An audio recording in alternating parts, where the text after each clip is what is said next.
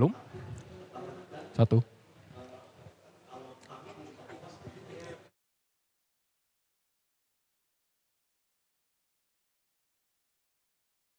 Halo semuanya, selamat datang di podcast. Hari ini saya sangat excited sekali karena saya ketemu dengan anak muda yang sangat luar biasa. Beliau adalah Mas Muhammad Hanif Ainun Azhar, Head of Strategic Studies di CFWM UI. Mas, Ya, tolong mungkin halo. cerita. Halo Mas, apa kabar Mas? Apa kabar? Baik-baik, alhamdulillah. Baik Mas, Gimana selamat Mas datang di podcast kabarnya? Mas. Baik Mas. Alhamdulillah. Mas, mungkin tolong ceritain sedikit kali ya. Mas Hanif ini di CFWM UI ngapain? Ya. Oke, ya saya dan Ya. teman-teman tim dari Strategic Studies Ya. itu secara langsung membawahi riset yang dilakukan oleh CSWM UI, Mas. Jadi kita in conjunction dengan teman-teman dari Green Polymer Technology Laboratory di Teknik Metalurgi dan Material Universitas Indonesia. Nah, kita banyak melakukan riset terkait polimer dan turunannya. Jadi mulai dari produk plastik, recycling, sampai ke biomasa. Jadi misalkan limbah-limbah organik, begitu kita juga sempat banyak riset di sana seperti itu. Kira-kira. Oke Mas. Nah Mas, aku penasaran sekali nih ke Mas Hanif kan masih muda banget. Tapi kok tiba-tiba bisa ngurusin sampah lah. Itu gimana sih ceritanya Mas? Mungkin dari historinya ceritain dulu, dari gimana tuh? Siap. Jadi sebenarnya dimulai dari skripsian saya Mas. Oh. Jadi skripsi saya, saya pas lulusan Teknik Metalurgi dan Material UI, lulus tahun 2020, dan itu saya mengerjakan recycling multilayer plastik. Oh, jadi recycling multilayer plastik. Iya, jadi kita gunakan di campuran bitumen. Bitumen itu pengikatnya aspal, yang hitam-hitam lengket.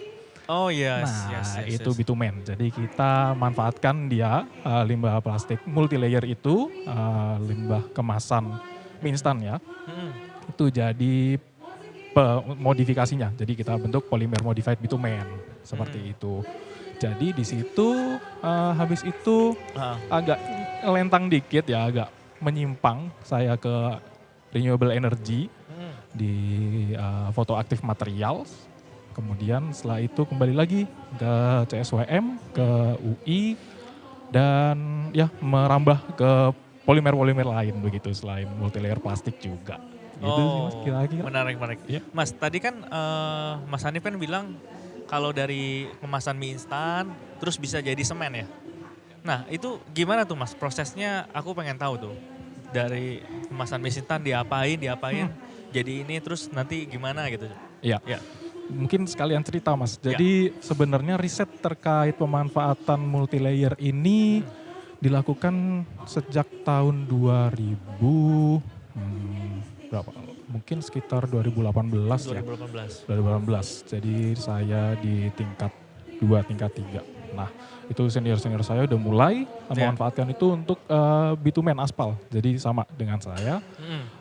Mulai dari sana multilayer itu kan macam-macam ya Mas ya. Jadi kita mulai dari yang PP, basisnya PP, kemudian basisnya ada basis PE, kemudian merambah sampai sekarang nih Mas. Jadi sekarang itu teman-teman yang mahasiswa S1 di tahun lalu ya, baru lulus semester kemarin itu, mereka meriset multilapis itu yang PET. Multilapis itu yang PET? Iya, multilapis PET sama multilapis yang metallized juga. Multilapis yang metallized? Iya, multilayer yang metallized, jadi yang dalamnya ada foilnya itu.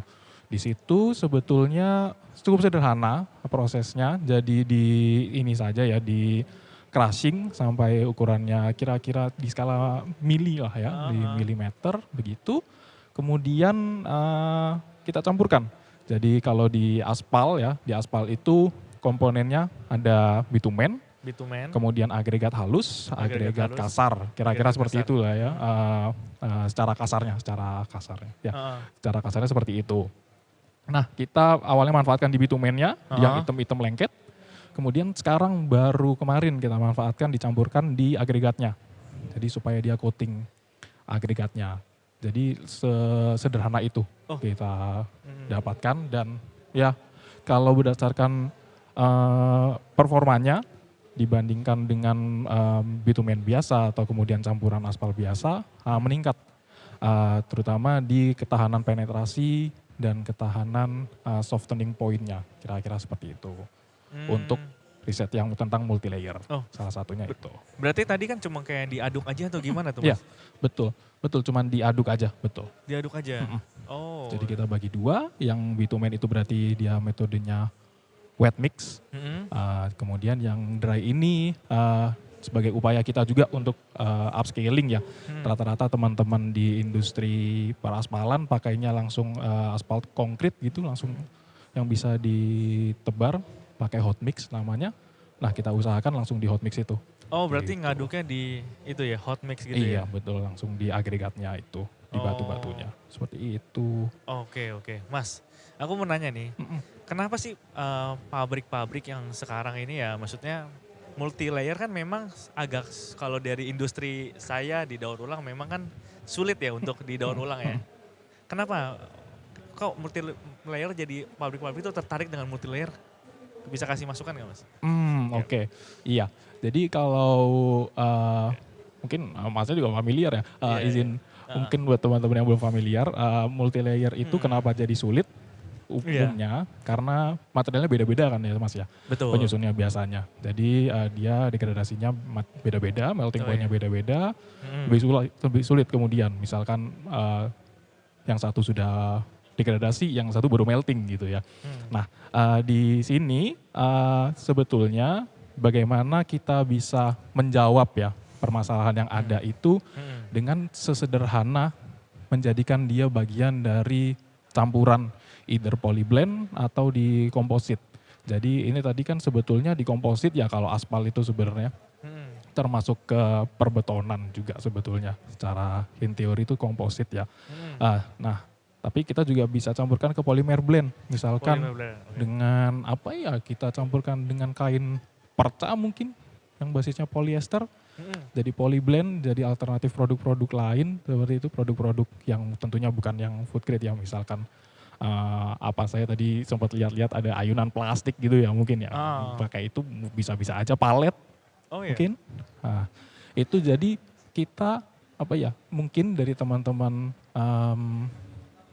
mungkin bukan industri recyclingnya langsung ya, dari teman-teman yang mungkin dari pemerintahan atau dari mungkin malah dari bawah kita tekan ke atas bahwa sebenarnya ini bisa kita manfaatkan jadi bagian dari tadi polyblend atau komposit. Nah sehingga kita bisa setidaknya sebelum kita temukan teknologi yang bisa 100% kemudian mengabsorb multilayer itu, kita bisa kurangin nih limbah-limbahnya dengan aplikasi-aplikasi sederhana dan sehari-hari seperti itu. Sebelum akhirnya nanti kita temukan teknologi yang bisa benar-benar mengkonvert multilayer misalkan jadi multilayer lagi, atau multilayer kita misalkan kita pisahkan lapisan-lapisannya kan seperti itu kan udah banyak di lab tapi belum bisa upscaling. Nah sebelum bisa upscaling kita bantu nih kurangin limbahnya, kurangin sampahnya dengan pemanfaatan sederhana seperti itu sih Mas, approach-nya kira-kira. Begitu. Oke, kalau dari CSWM UI sendiri apa aja yang sudah dilakuin untuk MLP ini Mas? Dari untuk MLP ini sebetulnya dari CSWM dan GPTech ya, Green Polymer Technology Laboratory itu kita sudah mulai beberapa kali di hulu.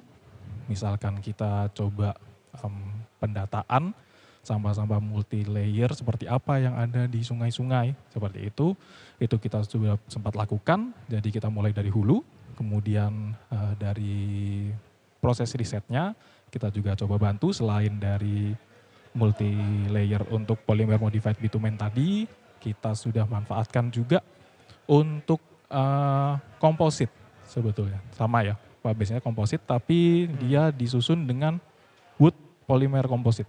Jadi ada bagian dari woodnya, wood itu biomasa tadi, misalkan kalau kita sekam padi misalkan, atau limbah-limbah gergaji Mas, limbah gergaji itu. Nah itu bisa kita campurkan dengan si multilayer itu untuk jadi komposit. Dan nanti kita bisa aplikasikan ke misalkan ke panel-panel seperti ini Oh iya, iya, atau iya. ke struktur bambu imitasi misalkan. Oh, Nah, seperti itu. Dan kita juga udah membangun koneksi juga dengan salah satu mitra kami di industri.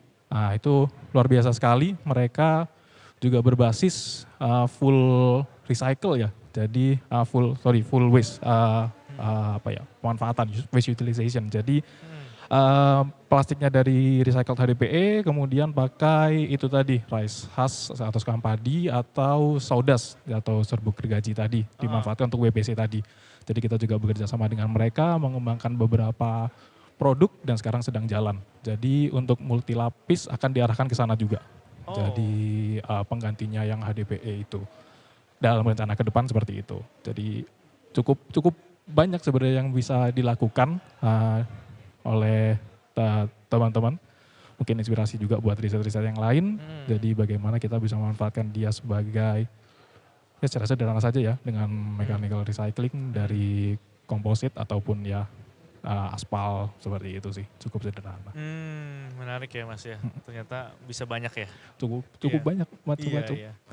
Selama ini kan ternyata saya pikir multi layer itu udah beban lah. Gak bisa didaur ulang, ternyata masih bisa. Itu nungguin teknologinya bisa mature dulu untuk apa misalkan untuk ngelapis apa sih, mencabut lapisannya satu-satu gitu.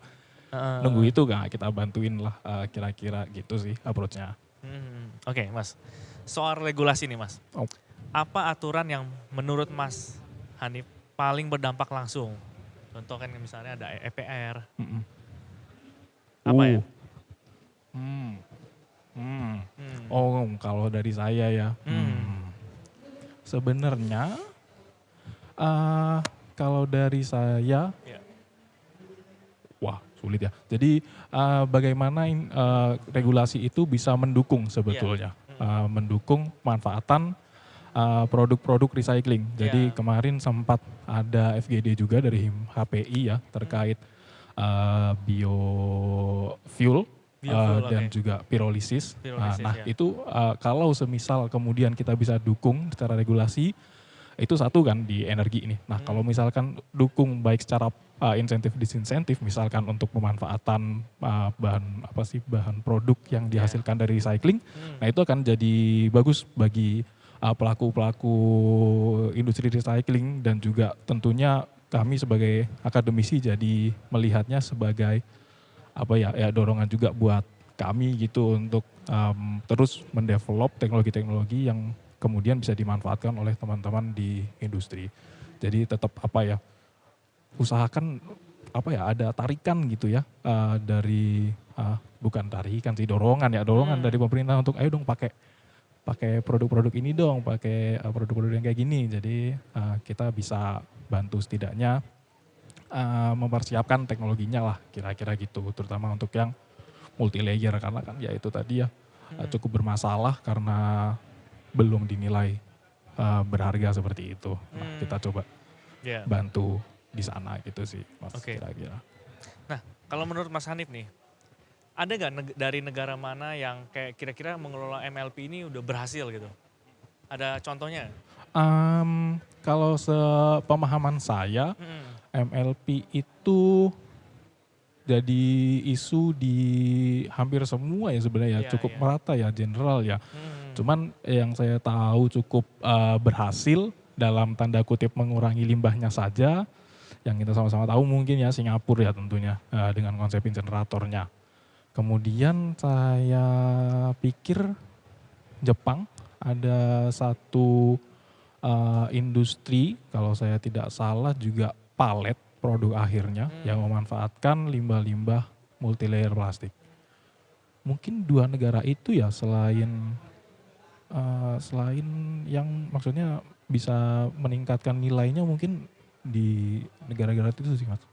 Kalau negara lain saya kurang paham, mohon maaf. Oke Mas. Nah Mas, aku mau tanya nih Mas. Menurut Mas Hanif, kalau misalkan ada perusahaan yang datengin Mas Hanif, bilang, Mas aku mau recycle MLP aku Mas. Hal langkah pertama apa yang Mas Hanif lakukan untuk bicara ke mereka gitu? Apa yang harus dilakukan? Oke, Ya. ya. Pertama tentu ini salah satu mungkin sedikit intermezzonya adalah teknologinya belum terlalu mature. Nah, di sini berarti eh, kalau dari kami bantunya adalah tentunya terkait dengan pemanfaatannya seperti tadi di tempat-tempat yang sederhana. Ya. Misalkan di aspal, di beton, di komposit seperti itu. Nah, kemudian kami rasa yang terbaik adalah bagaimana multilayer plastik ini menjadi tanggung jawab produsennya seperti itu. Kami kemarin Ya. juga ada salah satu perusahaan ya yang ingin bagaimana setidaknya waste dari mereka yang primary ya itu bisa waste MLP yang metallized itu bisa dimanfaatkan nih dan berguna untuk mereka. Nah, Ya. disitulah yang menjadi penting adalah gimana caranya kita kalau dari kami memutar supaya bermanfaat bagi mereka lagi karena sejujurnya akan makan banyak capital tentunya dan bagaimana kita bisa sirkular. Jadi misalkan kalau yang salah satu contohnya adalah pemanfaatan produk untuk mereka kembali ya seperti itu tadi yang saya sampaikan. Misalkan untuk helm proyek kah atau produk-produk lain. Jadi yang bagaimana kami bisa membantu untuk kebutuhan mereka lagi seperti itu.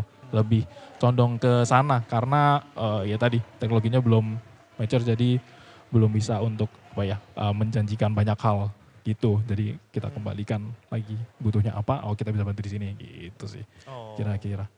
Agak ya, jadi menuju ke sananya sedang berjalan gitu Mas. Menuju ke industrialisasi upscalingnya masih berjalan seperti itu. Oh iya. Menarik. Mas, kalau kita ngomongin nih Mas, 10 sampai 2 tahun ke depan. Mas Hanif melihat MLP itu bakal hilangkah, berubah bentukkah, atau justru makin canggih? Nah, MLP packagingnya atau teknologi pemanfaatan ulang limbahnya nih Mas? Dari packagingnya dulu deh. Dari Packagingnya dulu, nanti ke oke. pemanfaatan MLP-nya nih. Kalau dari saya ya, packagingnya malah sepertinya tetap ada. Tetap ada. Karena dibutuhkan macam-macam ya. Jadi lapisannya kan ada yang terluar misalkan untuk untuk barrier, kemudian yang misalkan untuk food packaging berarti yang di dalam harus food grade seperti itu kan, itu yang dibutuhkan tuh dari multi layer. Nah, tapi tren ke sininya pastinya adalah bagaimana desain produk itu yang mudah kemudian untuk dipisahkan. Jadi mungkin akan jadi ke arah sana karena beberapa kali juga di Expo tahun lalu kalau saya nggak salah juga saya menemukan ada teknologi seperti itu dari teman-teman Jerman. Gitu. Jerman ya. Nah kemudian setelah itu untuk recyclingnya ya atau pemanfaatan limbahnya sebenarnya kalau dari saya pribadi percaya goalnya pasti adalah chemical recycling Mas. Chemical recycling. Makanya tadi sempat saya mention juga ada terkait pyrolysis. Kita kembalikan lagi ke sebagai biofuel, sebagai fuel dari ini ya limbah ya waste to energy seperti itu effortnya. Atau bahkan bisa jadi nafta kembali untuk di cracking ya untuk jadi plastik lagi seperti itu. Goalnya pasti ke sana. Tapi gimana caranya kita bisa membantu mengurangi tumbukan-tumbukan limbah yang ada sekarang. Nah gimana caranya? Salah satunya adalah tadi misalkan desain produk atau dengan pemanfaatan yang sederhana yang kemudian bisa lebih banyak lagi marketnya. Dan itu yang sepertinya akan ke arah sana. Jadi goalnya adalah chemical recycling tapi kita bantu dengan desain produk yang mudah dipisah kemudian yang bisa dimanfaatkan dengan produk-produk baru. Jadi untuk membantu itu seperti itu akan tetap dibutuhkan pasti multi layer tapi goalnya tetap kita jadikan chemical recycling seperti itu. Nah menarik nih berarti goalnya itu yang penting itu jadi chemical recycle ya? Kenapa ya Mas? Kenapa itu malah jadi concern ya? Oh iya kalau boleh saya katakan pastinya circular economy terutama ya, konsep circular economy menjadi Yes. penting di kedepannya. Hmm. Jadi yang termudah bagi suatu produsen plastik tentunya adalah mengembalikan ke bahan bakunya. Yes. Kalau misalkan kita berkaca pada industri kaca, itu mereka memanfaatkan kaca-kaca pecahnya untuk dimasukkan lagi jadi inputannya. Oh. Nah, kalau misalkan industri polimer, Yes. industri plastik bisa melakukan seperti itu, maka tentunya misalkan production cost-nya akan menurun misalnya, atau seperti benefit-benefit lain yang bisa didapatkan seperti itu.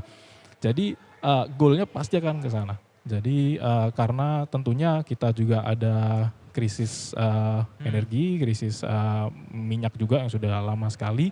Jadi apa yang sudah beredar di kita, kalau misalkan bisa dikembalikan, pasti akan lebih baik seperti itu. Jadi kenapa akhir goalnya adalah chemical recycling? Karena memang itu yang nanti akan jadi kebutuhannya dan hal yang termudah bisa dilakukan oleh industri. Seperti itu Mas. Saya kira. Thank you Mas. Terakhir Mas, kasih pesan Mas buat yang audiens yang nonton lah. Pesan gimana? Kasih. Iya. Jadi kalau dari saya, plastik bukan musuh teman-teman. Jadi kalau berdasarkan data, penggunaan plastik per kapita kita jauh lebih rendah ya daripada Singapura, Jepang, Korea, negara-negara maju seperti itu. Bagaimana kita bisa meningkatkan ekosistemnya sehingga bisa digunakan kembali atau bisa diputar. Kalau misalkan kata pembimbing skripsi saya, kalau kresek itu single use, itu salah. Karena akhirnya kalian pakai juga sebagai tatakannya tempat sampah gitu misalkan. Nah jadi itu adalah satu bentuk bentuk pemanfaatan ulang dari plastik sehingga kita bisa membuat ekosistem yang berbasis dengan ekonomi sirkular. Jadi gimana caranya kita bisa meningkatkan tetap penggunaan plastik, tapi kita bertanggung jawab atas penggunaannya. Dan salah satu caranya adalah menggunakan teknologi, menggunakan fasilitas yang ada untuk menghasilkan peningkatan nilai dari limbah-limbah yang kita keluarkan, dan juga nanti akhirnya kita kembalikan lagi jadi bahan bakunya sehingga bisa terus berputar industri plastik seperti itu. Wow, menarik sekali. Ternyata benar ya, plastik itu bukan musuh, tapi plastik itu menjadi solusi ya Mas ya. Wow, betul sekali. Thank you banget Mas Hanif. Siap. Terima kasih juga waktunya. Semoga Mas Hanif semakin sukses, amin, sehat dan bahagia. Terima kasih banyak. Oke Mas. Oke, sekian podcast kita hari ini. Saya mewakili dari keluarga besar Gajah. Tiada gading yang tak retak. Mohon maaf kalau ada salah-salah. Selalu bersyukur dan kurangi mengeluh. Saya Chandra Tanuwijaya. Bye-bye. Dadah.